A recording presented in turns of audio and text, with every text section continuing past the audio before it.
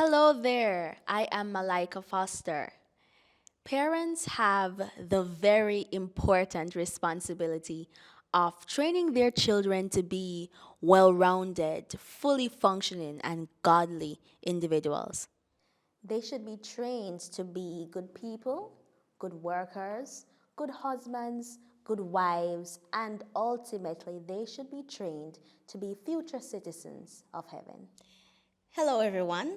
We are the Foster Triplets, and today we bring you a special segment on how to prepare your child or children for this world and heaven. Stay tuned.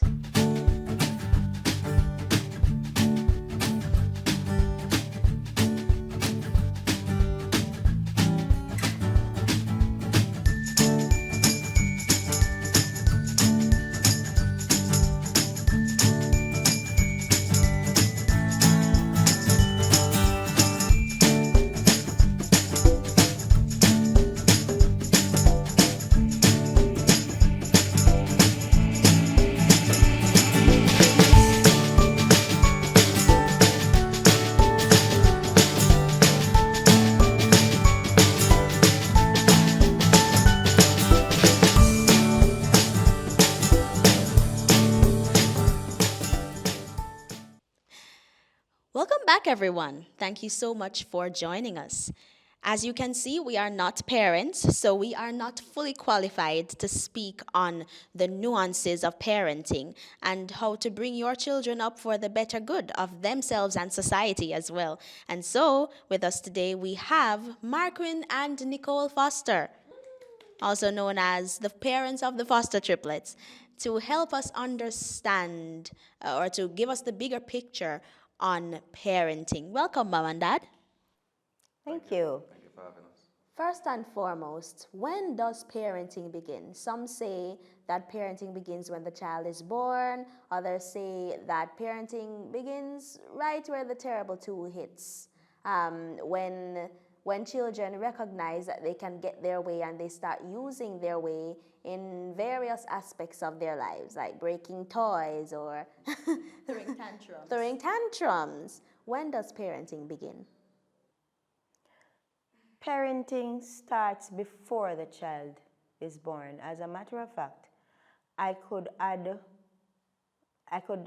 say that the process starts before the child is even conceived, because as a parent, as mother and father, you have to start training your mindset, having a healthy body, having your whole thought process in such a way where before conception happens, you would be setting the stage, putting plans in place, because you have to remember the temperament of the child's emotional state. If a mother is struggling emotionally, then it is likely that the child can have other personality or other disorders that can affect them eventually. So you have to create an environment before the child is born, not only an environment in your home, but also mentally. You have to create an equilibrium, an environment where you are ready for that big job, which is parenting. So basically, you have to work on your lifestyle and your attitude. Those are two important factors in parenthood. Very, very important. Very important. So, Dad, how important is teaching your child to have a relationship with Christ? And how do you do so? Some persons might believe that a child growing up and seeing that you do practice Christianity or you practice Christ likeness, they might start practicing that as well. But do you make a definite decision to introduce your child to Christ likeness? And when do you do that? I think that question kind of follows up on the previous response that was given as well, because you have to recognize that there is no starting point for a child to start to get to know God. And when I say there's no starting point, it means there is no set age. So you have to set you have to make the environment prepared for that. You have to put plans in place to ensure that the child becomes who you want him or her to be. So let's say, for example, quite frequently you look on the internet and you'll see some amazing things being done by children. Yes. And you wonder, but how did that happen? It did not happen overnight. Yes, many children get gifts and they're very talented, but a lot of hard work goes into developing the gifts and the talents. Yes. And so you may have a child who is an amazing gymnast. I saw this video with this little boy who was lifting some weights and being very muscular. And it meant that the parents must have done something to set him on that path. Oh, yes. So if I want my child to be a godly child, if I want my child to grow up to have a personal relationship with Christ, I have to put things in place to ensure that that nurturing takes place. So one of the things we did, for example, for you, and I know many of our viewers would have heard us speak on some of these topics already. So if perchance you've heard us say some of these things, we're not trying to bore you. But for those who may have missed some things, we may repeat it, and we will also add some new things today. So one thing, for example, as I was mentioning with you, is that from you learned how to read, what we did was to give you Bible verses to read before family worship. And then when you come to family worship, we would let you be involved in the process of family worship. So it's not just the adults who take charge, but we allow you to be a part of the process. Therefore, you can start to feel as if you are important in this whole setting. So you would come, you would tell us what you read, you would even tell us what you understood from what you read. You would choose the songs that, for example, that you may want to sing. There may be a little chorus that you love, and we will make sure that we involve you in that light. So primarily, we would try to set you in a place where you start to develop your own understanding of Christ for yourself through reading. I would also say that John the Baptist was filled with the Spirit, Holy Spirit, from in the womb. There were times when you would put your hands on my abdomen and you would pray for the girls, that God would bless them with special gifts and fill them with the Holy Spirit and everything. But let me fast forward a bit. Before they were able to read, before they were able to speak clearly or to speak, we would be repeating Bible verses to them. They're getting the Bible stories from they were so tiny. They were getting Bible stories and songs and prayer, so they were getting all of that before they could understand what everything meant. And to confirm that, one of the things that we did to help to encourage reading was to put up Bible verses in the house. Yes. So that again, so for parents, our home, it was not like, oh, this is a home and school is elsewhere.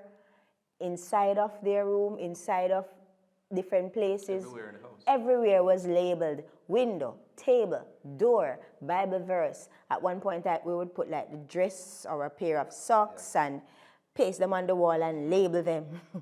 So we were not just pushing that they would learn spiritual things, but we balanced that with academics as well. So we make sure that they would learn. Just another point to touch on, prayer and fasting for children. Dad, how did you and Mom navigate that with the three of us? We started, it's simple. We started from you were very young to teach you simple things about delayed gratification. So from you were very young, we could give you the thing at that moment to have it. But we would say, wait, baby, you'll get it in 5 minutes. We were indirectly teaching you to learn how to wait. And then gradually the time would increase the time. So with that, for prayer and fasting, we were always praying with you, and we would teach you to pray, and then you learn how to pray. But for the fasting part of it now, when you were about, I think you were about 3, 4, you wanted to fast with us. But we know that you couldn't manage. So what we did was to say, okay, we're going to give you tea, we're going to give you juice, we're going to give you fruits, and we give you fruits for maybe just for one part of it. So at least you felt as if you were a part of it. Yes. And you wouldn't have gone to the full extent of what we, so you would have fasted for a very much shorter period, but at least it was also establishing the principle and the process. And for those who are watching today, we have to understand that children can have a personal relationship with Jesus. Amen. Don't limit your child or try to think that, oh, but no, it's just a time for them to play and to explore. Yes, it's a time for them to explore. It's a time for them to enjoy life, but it's also a time for them to be introduced to Jesus from a very tender age. You were speaking about delayed gratification. There's this school of thought that children must get not only what they need, but also everything that they want. Delayed gratification, I recognize, is something that translates into other aspects of your life. Patience is not only needed in the little things, but in greater things as well. And impulsivity can affect you later on in life.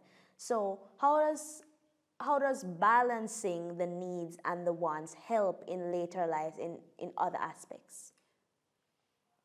In our society today, as you rightly said, unfortunately, not all children. So parents, we're not bashing. We are parents who struggle at different points, who try to get it right, and we make mistakes at times. However, as parents, sometimes when we grow up in a tough climate, when we have children, we want to ensure that they have what we did not have. They get what we did not have. And while that is good, we also run the risk of them thinking that the world revolves around them. So for example, So the hippo story. the hippo story. Yes, it's all about me. I want this type of phone. I want this type of shoes. I want that. I want that. I want that. I want that. You don't get it. Oh, I'm traumatized. My mother is not accepting me anymore. They don't want me. They're not treating me well. And the whole thing. The reality is, children will have to understand that it is okay not to have some things. It's okay. And also learn how to be content in the process. Because if they can't learn to appreciate what they have and what they don't have, then they run the risk of when they're older, oh, because my friend has that phone, I must have that phone. Because my friend does this or says this, or my friend is going here, it means that I must go there. No, it doesn't work like that. Every child is different. Every circumstances vary. And so a child has to learn to appreciate their reality. And so I know you're not saying, Nicole, that a child should never be given something that they want. Absolutely not. Oh no. So even in the Bible, the Lord says He will satisfy our wants as well. That's right. You know, so there are times when, as you grew up, as when you were small, there were things you wanted. At the time, we may not have been able to afford it. Right.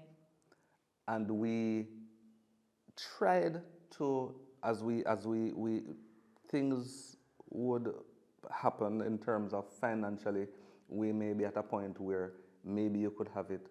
Then, at that point, you would get it. And that would have also taught you that I couldn't have had it then, Yes. so I had to wait. That's You may want a phone, for example, and that was not then for you, but I'm just giving an example for a child now.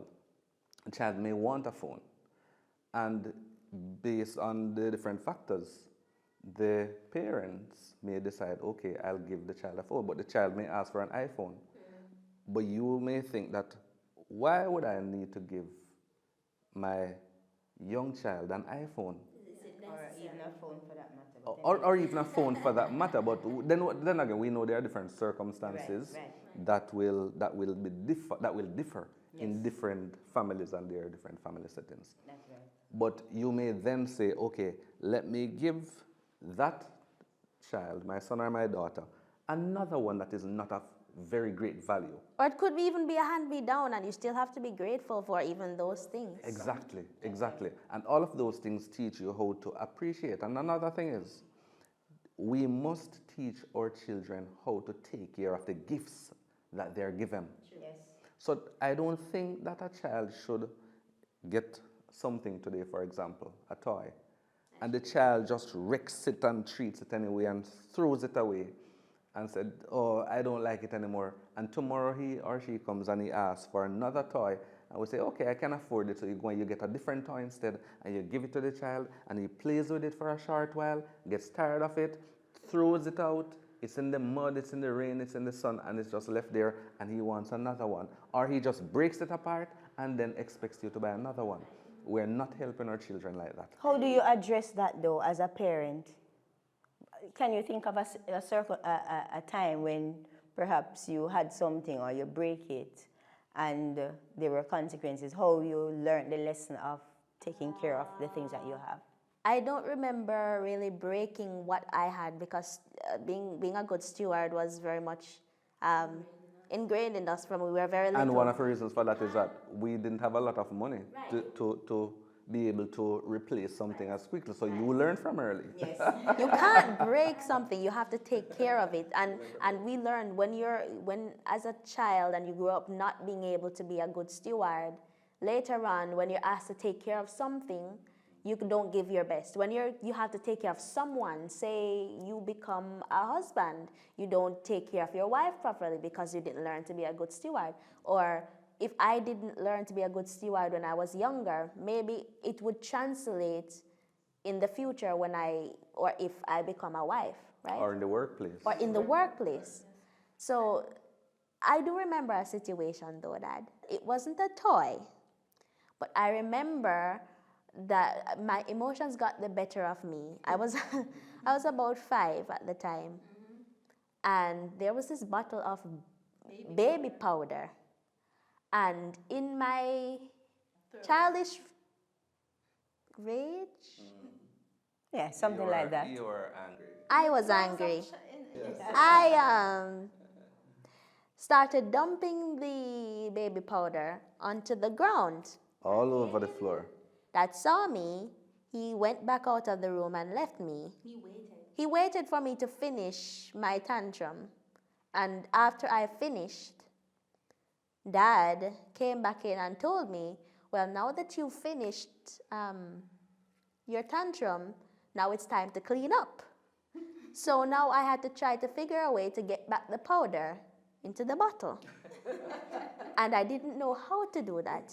So I slaved over getting that powder back into the bottle, and that taught me that you can't let your emotions rule you like that. So in that way, I wasn't a steward of the baby powder, and I learned that as a steward, I needed to be better. And in general, I remember ever since we were young, it was ingrained in us over and over and over that, being thankful for what you have, and taking care of the things that you're given, and not being greedy, how not to be greedy. Mom and Dad, so when we'd go into stores and if we would see a toy or if we would see something, we wouldn't ask for it. If Mom and Dad gave it to us, so be it. But we weren't children who would always be asking for stuff. Or if we asked, we'd basically tactfully ask Mom and Dad if that toy was in the budget. The budget, can you afford it? As a matter of fact, and one of the things is that we try to help you to not ask for the thing at that time. Yes, so we So have if the you're discussion in the car store, if before. you're in the store, so we would have the discussion as the man said. So in the it's car okay. would say, okay, we're going into the store, we're going to be purchasing that food, and we tell you, or we give you the list, and then we say, don't ask for anything else. We can't afford, we can't afford to Can't buy afford anything. it. Right. So don't ask for anything else. Or if for any reason you saw something that you thought you would want, you know that in the store is not the place to ask. But you would wait until when we get back into the car Yes. or we are at home. Yes. So that was very important. What also helped was I think I've seen a lot of children, even when I was growing up and even now, they want something, they start crying for it and pointing and saying, I want. What mom and dad taught us was that when you go into the store, you're not touching anything. That's right. We're going to walk past the aisles. You will not point. You will not take down. You will not touch. You're not going to do that when we go into the store. So I learned from I was little. You have to know there are boundaries, even in public. But Mahari, in order for that boundary to be established, you have to do it at home. Yes. So there's one thing that we established from you were born is that we are not going to be moving all the things from off the dresser and putting them high where you can't touch them, or taking the breakable things and moving them and putting them elsewhere. That's something we decided we were not going to do. No. And so we established from early that, listen, what you see there, it must remain there. That's right. You don't touch it, you don't break it, and you don't deface it. It must remain. But what we did too was to remove the curiosity out of some of the situations. Yes, So we'll yes. take it, give it to you and say, this is what it looks like. It has this in it or that in it, and this is how it works. In a controlled setting. In a control setting. won't break. So it won't break. And at the end of it, know that you know what is in there, know that you see what it looks like, and putting it back there. Don't touch it. Don't touch it. Indeed, this translates into different aspects of life as you get older as well. You can see that training being reflected in other areas. And a quick question, Mom and Dad. How important is it for parents to teach children to have that spinal tenacity, that mental fortitude, and that backbone in the face of adversity, and how to teach them to put Christ ahead of anything else in this world, first and foremost, before anything else?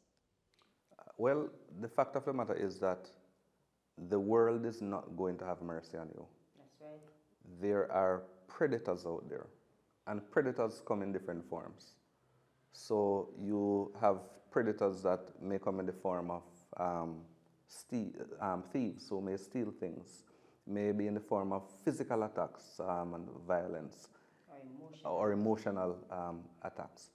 And so you have to be taught how to, even in the face of difficult situations, you may face situations of hunger, and hard life.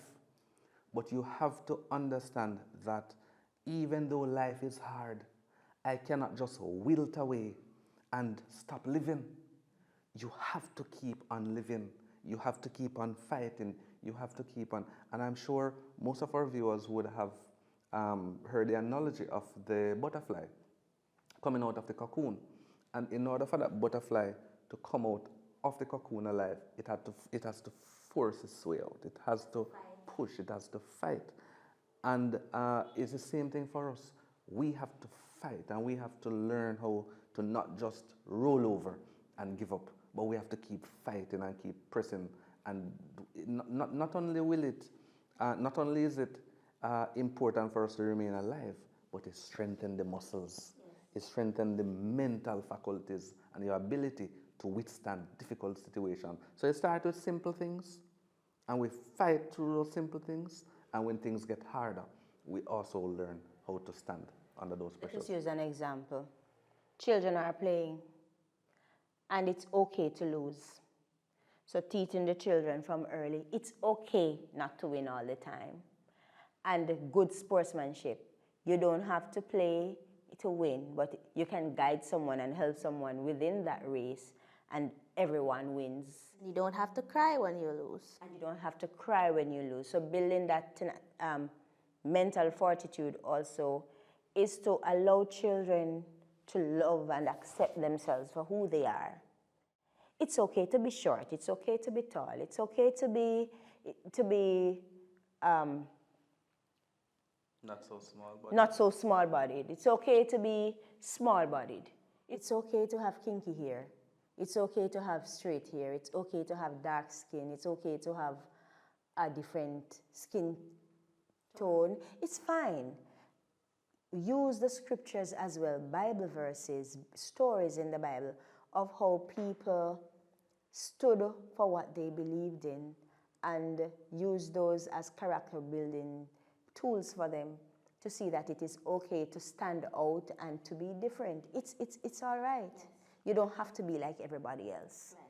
You're important because God made you important. That's right. It's important to have a backbone, yes. But as a Christian, you have to have a Christian backbone, a backbone that is built upon the promises of the Word of God, and is also built upon the fact that you are who God says you are. So this Christian backbone has to be used not only in situations where your faith is called into question, but it can be used in other situations where you just don't fit into the normal mold of what they expect you to fit into. That's so true. A very big problem in a lot of marriages and relationships, whether platonic or romantic, is individuals finding it hard to compromise, finding it hard to concede. And I think it's very important to start teaching compromise. No, not compromise that goes against your personal beliefs, and compromise that goes against what your values and what God says you're supposed to do, but compromise in day-to-day activities that can be compromised about. How do we teach children compromise? I think one of the things that I see you raising your hand, Mahar. In my opinion, the first thing in them learning compromise is learning how to have an unselfish attitude, right, like Christ. If they learn to have an unselfish attitude, they will in turn learn to put the needs of others ahead of themselves. That's right. So that's where you see compromise coming into the picture. Mom and Dad, how did you teach us compromise? Maybe a little story time? Yes. We used a lot of stories. Yes, we used a lot of stories. One of the things that we used to teach you compromise was through our own experience, yes, through our own lifestyle. Right. And I think in all of this conversation, that's another key point that we need to pay attention to. The example that we set for our children. Yes. Because whatever I want my child to be, I have to become it. Yes. I have to live that. Yes. So we would take you out witnessing with us. We would take you out with us when we were sharing with people. So for those who are watching, and you would have seen us do some volunteerism activities. That is not for the sake of being public. It is not any publicity stunt. This is something that we do, that we have always done in our nothingness. Yes, and this is something that we did even when we had the three of you, and financially it was difficult. There were days when we didn't have the money to get some basic things. But even in those situations, as the Lord bless us, we would bless others. Right. And you would have been there. You saw the sacrifices we were making. You saw the impact that it had on the people we were helping. Yes. And you bought into that, seeing the just how it makes somebody's life better. And also another way that we taught that was in your play, in your interaction with your cousins, with other family members, or when you went to church, other children. We tried to teach you from early how to share what you have. So if it's a toy, how to share your toy with somebody else and not to cry over it and all of that. We try to set that from early. So a big aspect of compromise was also compromising our time in that for different children, you might be spending it playing at this point in time, but we chose to spend it doing something else, which is helping others and witnessing and doing things like that. So compromising time, compromise rather in playing with other children and knowing when to concede. Also, I want to interject here on the topic of voluntarism, that just address something really carefully, and I'm trying to put this in the most delicate way possible. I have seen some comments in which people are speaking about the Bible verse. I don't remember where it's from, not letting your right hand know what your left hand is doing.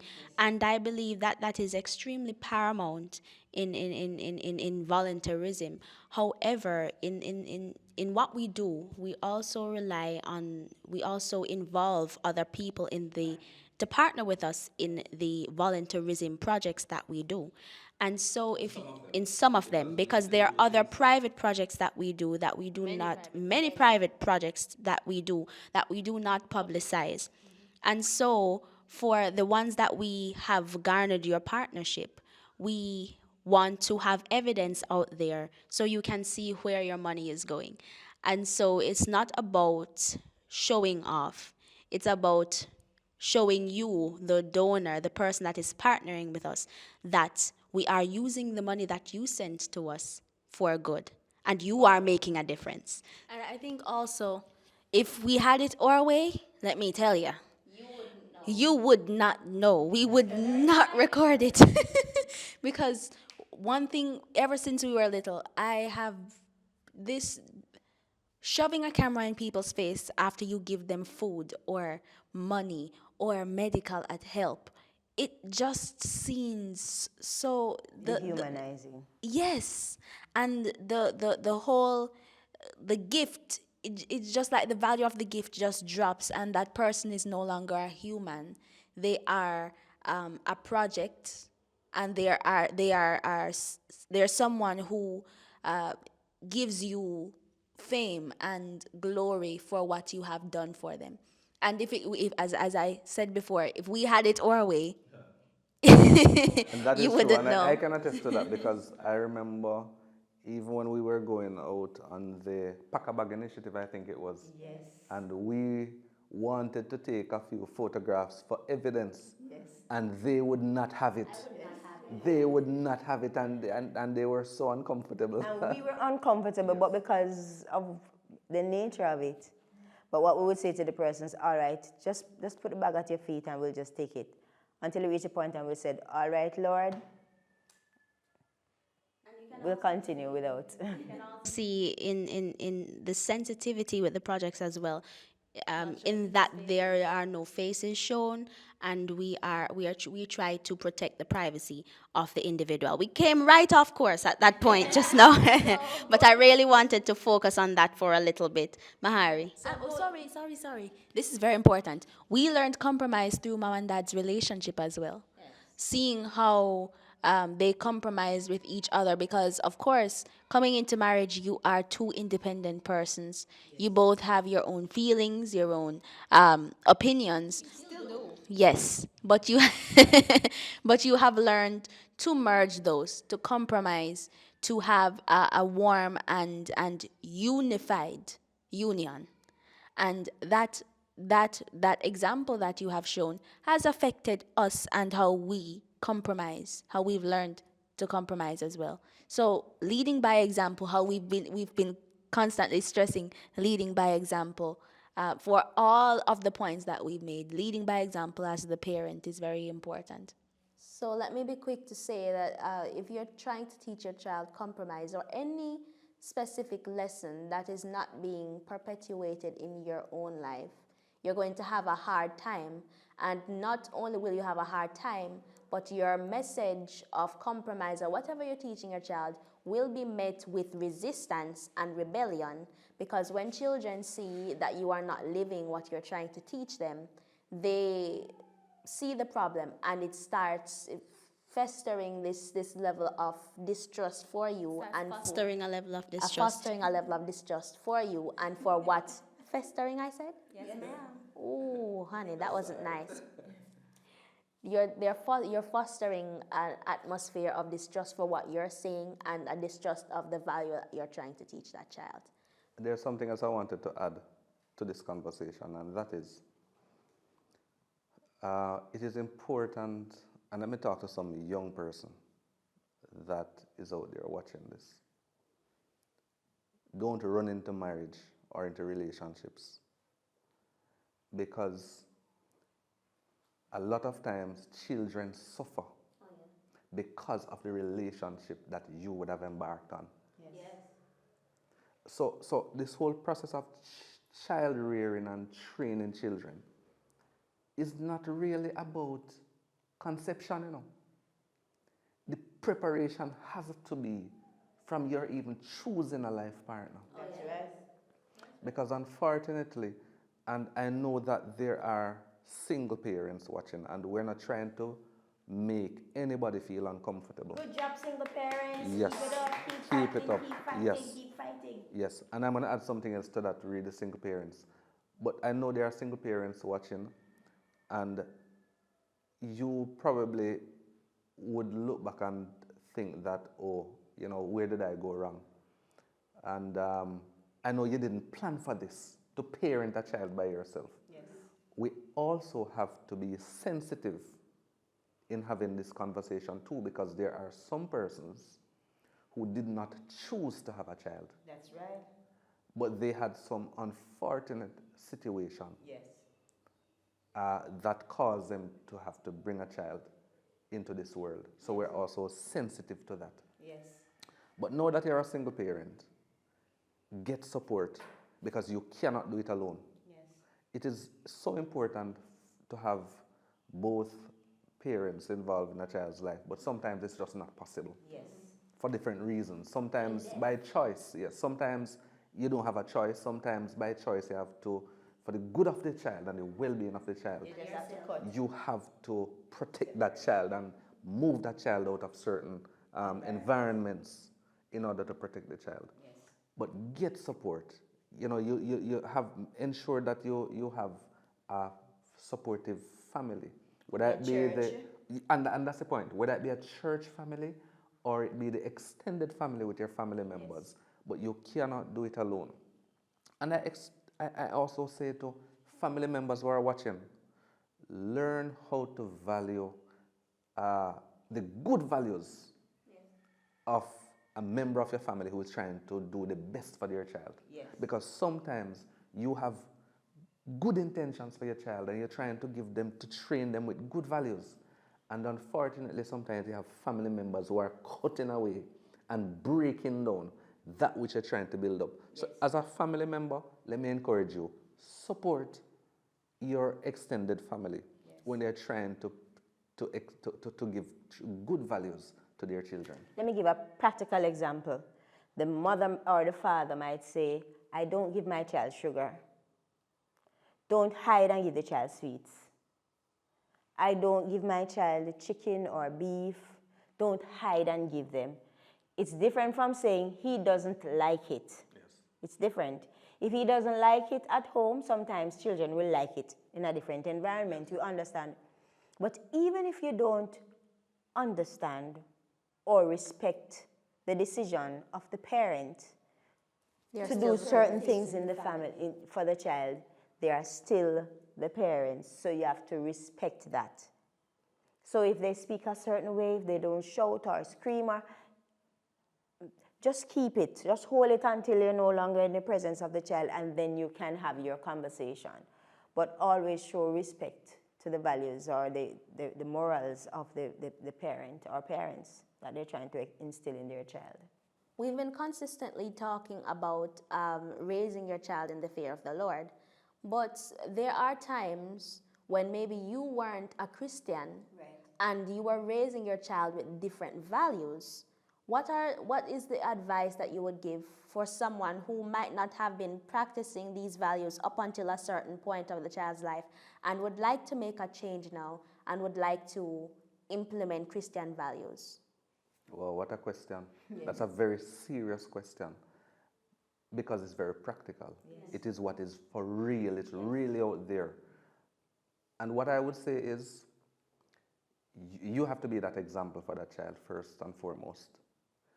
You also want to gently start changing the things that you would have given the child, for example, that now works against that. You have to start removing gently and replacing. God gradually worked on you, so gradually work on the child. So you have to start replacing those things with things that are going to now train them in the way that you want them to go. One of the things I know, Nicole, that you're passionate about, you've had situations where, because you work in the education system, where parents will find the money to do all manner of things, to go to every party. And what happened to the school book? Teacher, I don't have no money for buying a school book because I tell us that the father not giving no money, so I don't have no money. What can you come in and let us have a discussion about it? Let us see how we can support you. Parent comes. Yeah, Well put together parents from top. Wig well set. Coming down slowly, everything down to bottom, well put together. And when the phone rings, bing, it's as if gold is on that phone. And then we start, and then I'll have to say to the mother, Mother, well, I understand that times are hard right now, but sometimes we have to cut back. And then I'll be practical. I said, look here, I am okay with one bag to take to work, and I'm good with that because I have a plan. I said, how many bags do you have? Teacher, me tell you the truth now.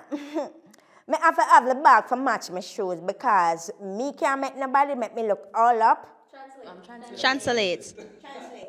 Well, teacher, you know, I can't allow situations to make me look old. I have to keep up with the trends. In other words, my shoes must match my bag.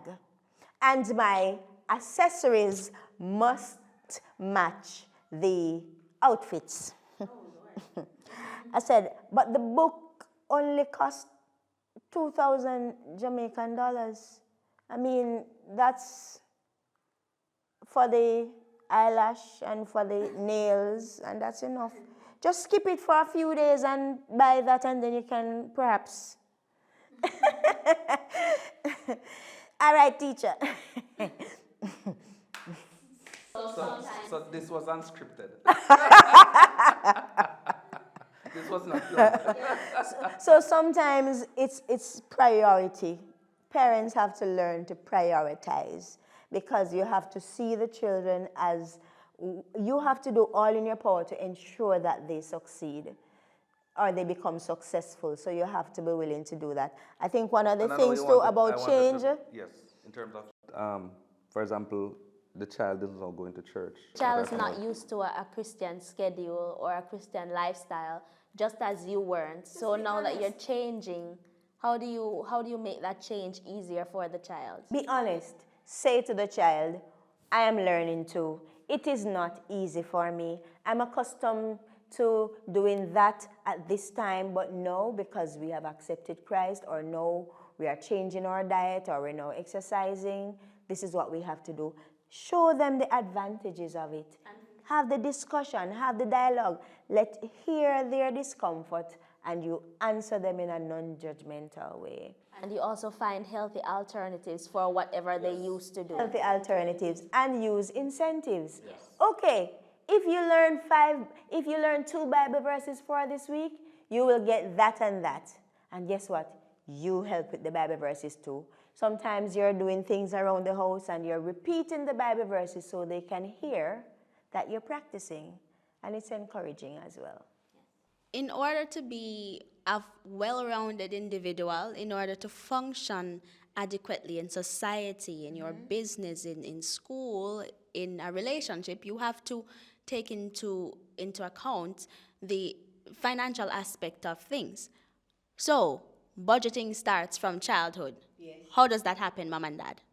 Well, by simply allowing the children to help with the list, and also they might not understand the full value of the money, but you can say the money that we have, this is what we did with it, and this is what we have left.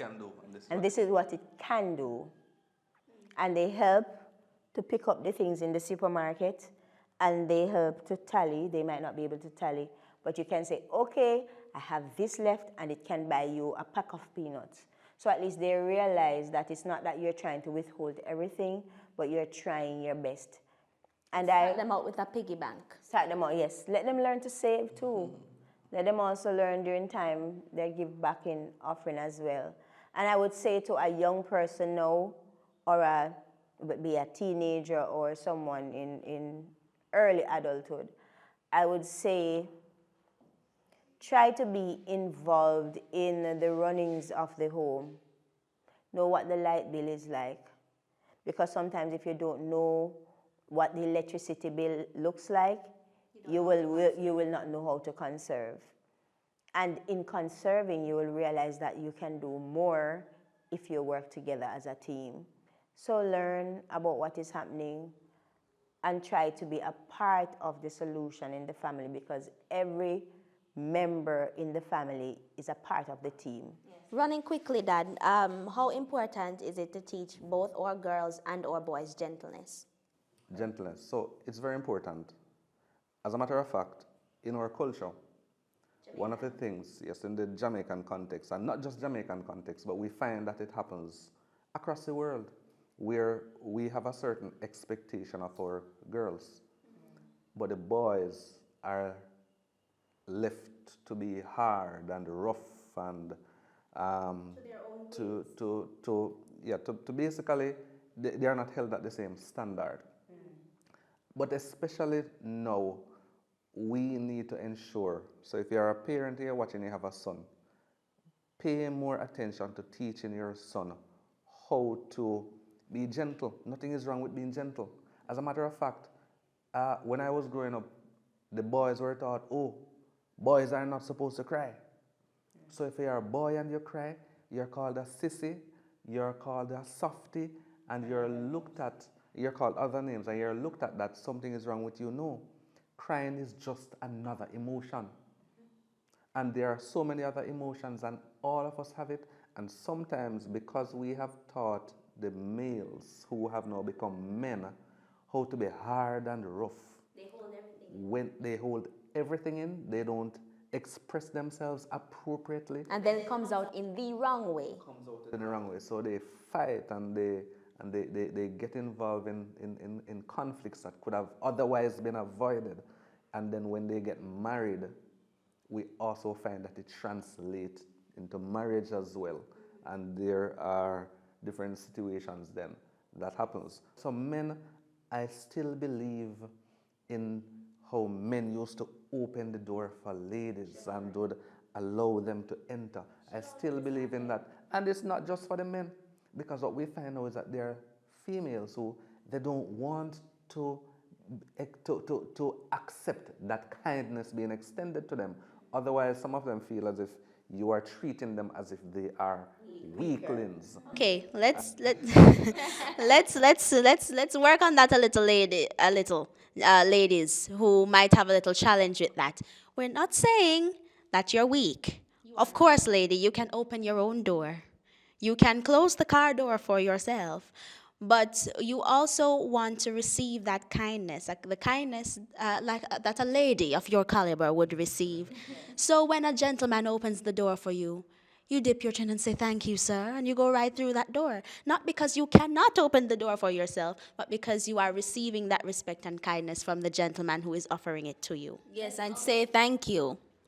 Say thank you. We must also understand in terms of gentleness, when you have males, when they're playing and they're being aggressive with their toys or in play with other children from young, and you see the child and the child is acting very aggressively to their peers, and you don't really curb that behavior.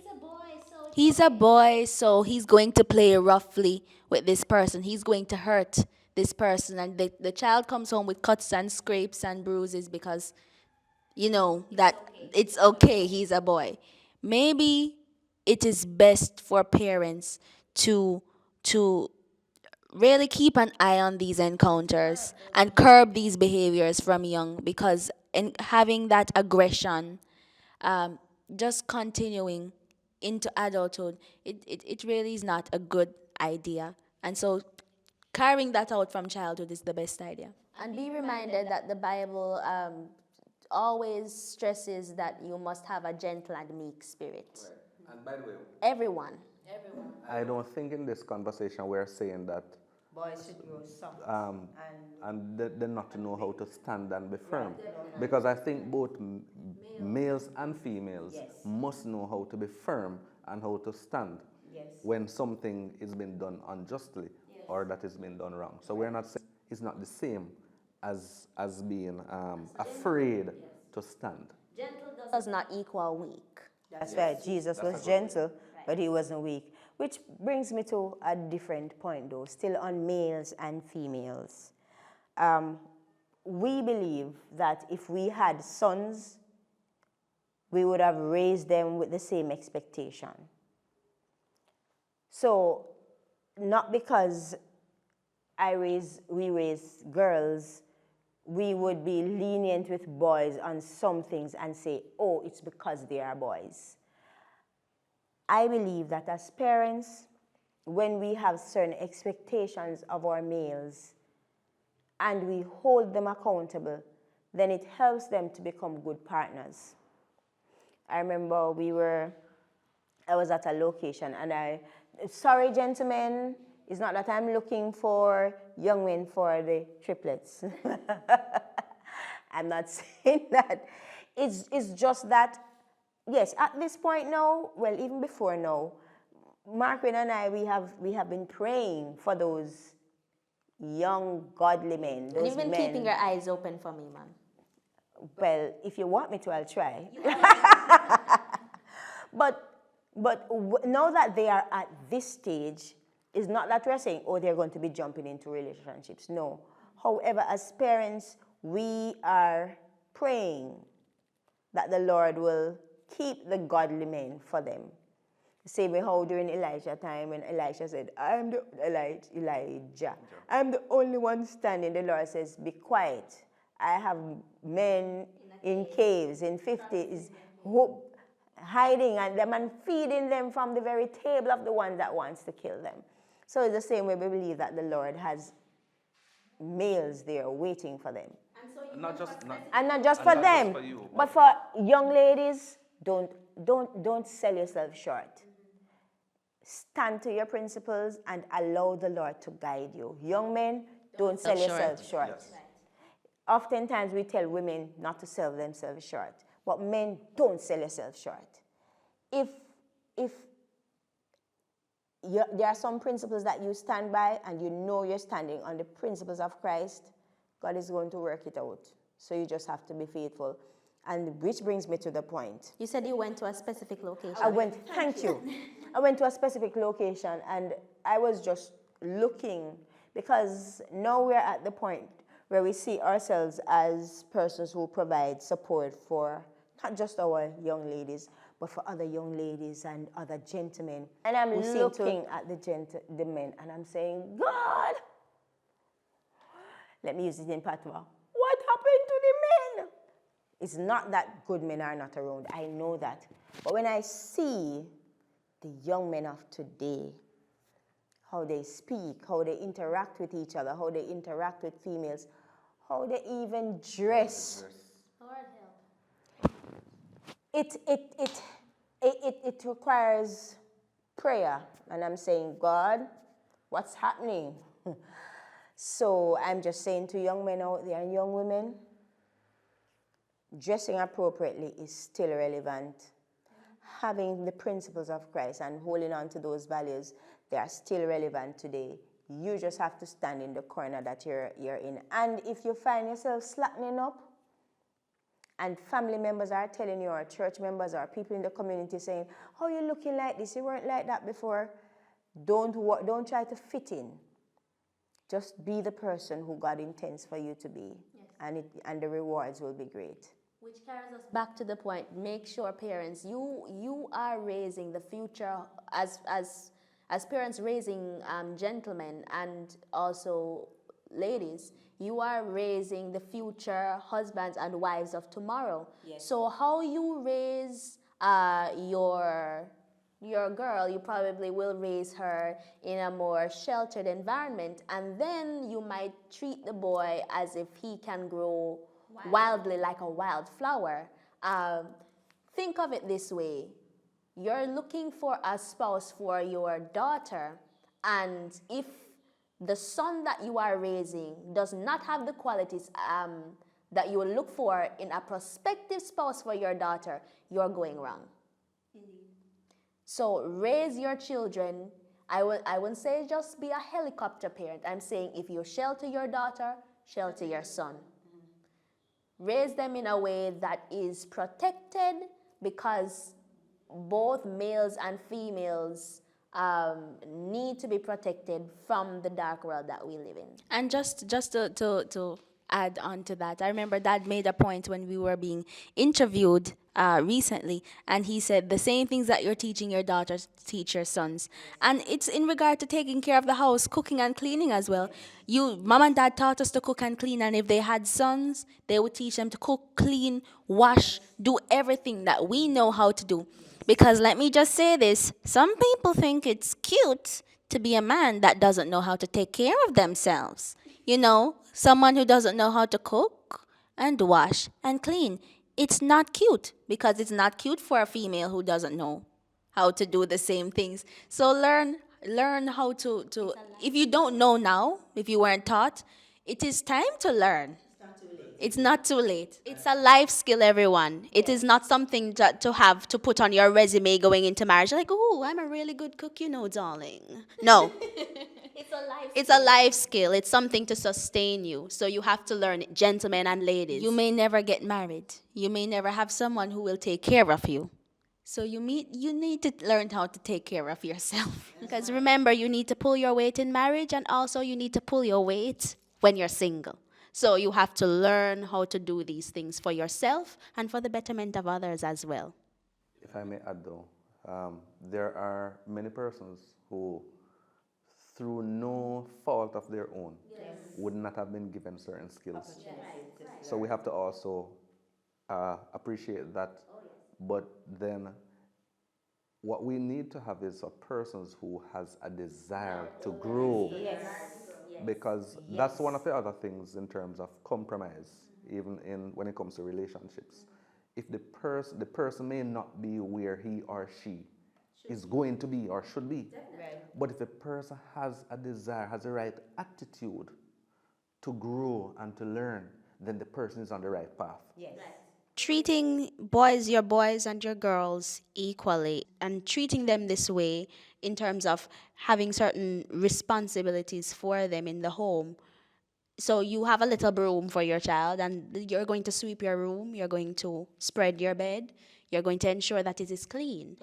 Your mother, your father is not a housekeeper, so you're going to take care of those things for yourself, and this teaches them to have some form of responsibility when they go out into the working world and other aspects of the world as well. May I add?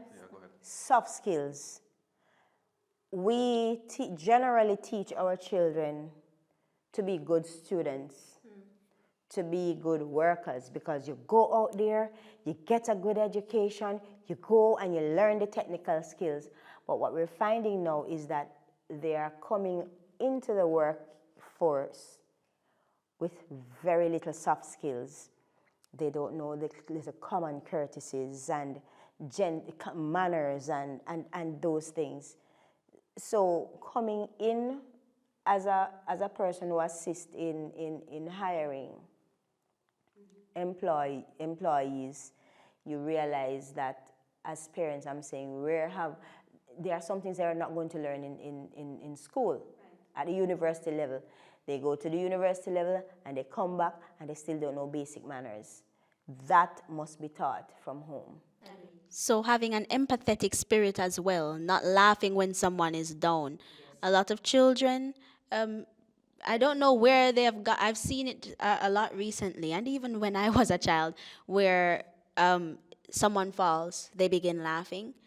Someone hurts themselves, they laugh. Someone embarrasses themselves, they laugh. And so we have to instill in children from the time from the earliest stages empathy, care for other people, because when you go into the working world, when you go into the world itself as an adult, you're going to see different situations, and people just want you to be empathetic, and so you want to foster that spirit from childhood. This springboards us into our last 2 points that we did not get to mention earlier, and we should have. Make sure to uphold the idea of purity in the minds of your children. Yes. And this is not only sexual purity, as in waiting for marriage, both for your boys and your girls. Because purity is it's both males and females. It should be upheld.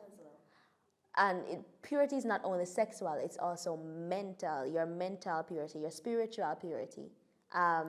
What you think about, what you watch, things you listen to. Purity as in knowing how to blush as well. In the sense that this world has become so corrupt to the point that we know too much. Not that knowledge is not good, but we've been learning the wrong information. Exposure, too much exposure. So teach your children that their minds should be pure as well. Yes, we also have to establish the values that we want our children, to have from early, knowing that we may not have full influence over them for the rest of their life, and that early childhood, that instilling these things in them from childhood is a very good thing. And also that teach and reinforce these concepts. How do you teach and reinforce these concepts? The values. Just keep doing it over and over and use practical examples. When Jesus was teaching his disciples and the multitude, he used a lot of stories. Stories work, nature work. There are times when we're sitting out there and we see something, and we use what Deuteronomy says. Teach them when you're sitting down, when you're walking by the way. We use practical examples. When we see it being portrayed in things around us, we bring your attention to it. If it's not being done, we also show you and say to you, what do you think the person should do? Right. To get you to think and to analyze and to think critically, yes, and then apply this. Right. And we use a lot of object lessons. Object lessons. So object lessons was, yes, one of the things that we used a lot, yes, in terms of parenting. I guess we still do. We yes, don't even realize it. I just remembered something. I have to mention it. Purity does not mean that you'll be ignorant of the world around you. Or naive. You're not raising naive children that do not know what is happening in the world. But you should still raise them with the consciousness that even though things happen around them, they should not be affected by it or indulge in it. And that's about it. And then I would give an example. What we did with you was we didn't allow the television to teach you. We didn't allow books or school or your peers to teach you. We give you that information. So before someone gets the chance to teach you, we already, we cement the thought. I'm happy you touched on that, because I sat here, there was a point that popped up in my brain that I think it was necessary, and then it slipped my mind, and I'm sitting there, I'm saying, what was that thing? Because it's so important to talk about it. Yes. And then you just touched on it. Yes. So many children, Yes. especially post-COVID, have now become so attached, yes, to the internet and, yes, to gadgets. Not just post-COVID, because, yes, what we're finding is that there is this notion that you have to be like the Joneses. And what the Joneses do, and I'm just, is that they give their children freedom. Yes. To just be themselves and to explore, yes, and to have the television in their room, yes, and to have the internet and have all the different gadgets. Yes. But sometimes we're doing our children a great disservice Yes. and setting them up for failure Yes. by giving them all of these things. Have boundaries. Yes, Even it's with the gadgets and children, it's sometimes when we allow the technology to introduce certain things, it does such a damage to their minds that as parents we're trying to undo, and we're having challenges to undo and those things. I will also add, as parents today, hit the road running Yes. because you have such a much shorter time period nowadays to train your children, because now there are even laws that will take some responsibility out of your hand as a parent. In some countries. In some countries, there are some things that as a parent you no longer have the ability to try to train your children with regards to. And if I may just add, when it comes to sexuality, the schools have become so much more influential in terms of teaching that than the homes. So I'm just saying, use the opportunity from early to establish the foundation and to set it right for your children, so that when they become older, they would have already known what all of these things are. But may I quickly add, you set the foundation, but you still provide that support as they go along, because every stage you have to teach the same thing, but maybe in different ways. Yes. So not because you hit it home at age 8, it means now that you're 15, you said, I taught them already. No, you have to keep going at it, but try different methods of reinforcing those values and those expectations of your child.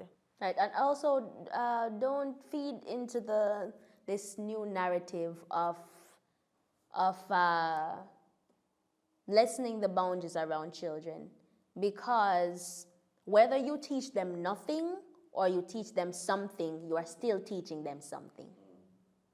So these days, if you try to grow your children with boundaries or grow them with certain disciplines, it is seen as if you are too strict with your children. Mind you, there are still some parents who go to the extreme of everything. Yes. And there is indeed a necessity for a balance. That's right. But with the culture that has been coming into not only the church, but in our schools, it's basically portraying that children don't need as many values or boundaries to grow.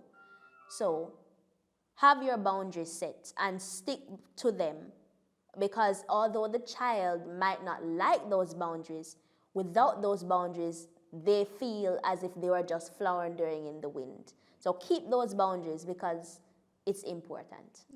They'll thank you later. I would have given the analogy in the past of the guardrails, and it's better to hit into a guardrail than to go over the precipice. Right. So guardrails are like rules and boundaries that you establish for your children. Right. And I know there are some things that we probably touched on and you think you need to get some more clarity on.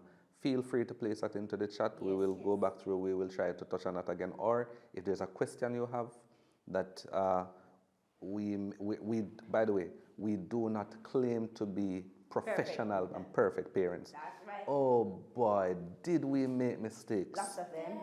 We learned. Oh God, save me, have mercy. We Jesus. made some mistakes in parenting. Yes, we So have. I'm just encouraging some parent today who you would have felt as if you've made some mistakes. Just keep working at it. Brush off and get up and keep trying. Yes. Don't give up. Because it doesn't come with a manual. No. But just listen to the Holy Spirit. Yes. That's one of the things we did. We did a lot of things differently from what were the norms. But I believe that we tried the best we knew with the tools that God gave us. Yes. That's what you need. And sometimes the children will not like you. There were times when the triplets did not like us. And they told us straight off the bat, Mom and Dad, I will never raise my child the way you raised me. That was then. Now. How is it now? Thinking about parenting, I really want to emulate the the techniques and the strategies that mom and dad used back then. I mean, I said never, but here I am today. You know, we've also recognized that as parents, we have a grave responsibility. And let me tell you why.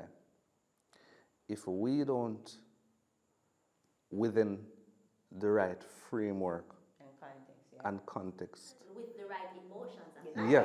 yes, discipline our children effectively, and if we, in the Lord, if we just leave them to run wild and to become a nuisance to society, unfortunately, the security forces will do the job that you could have done differently in a more gentle way. So when the police come, they come with batons and handcuffs and guns and tasers and all of these things. Let us try as best we can to train our children the right way. There's a difference between discipline and abuse, and we have to make sure that in disciplining our children, we do not in any way abuse them. But we thank you all so much for joining us for this special program where we discussed parenting, and parenting not only for this world, but parenting for the world to come. To those who have taken mom and dad as their virtual parents, thank you so much. If you have any questions or comments that you'd like to make, feel free to put it in the chat, or you can send us a message at our email, fostertriplets@gmail.com, or you can WhatsApp us at 876-478-3604. That is 876-478-3604.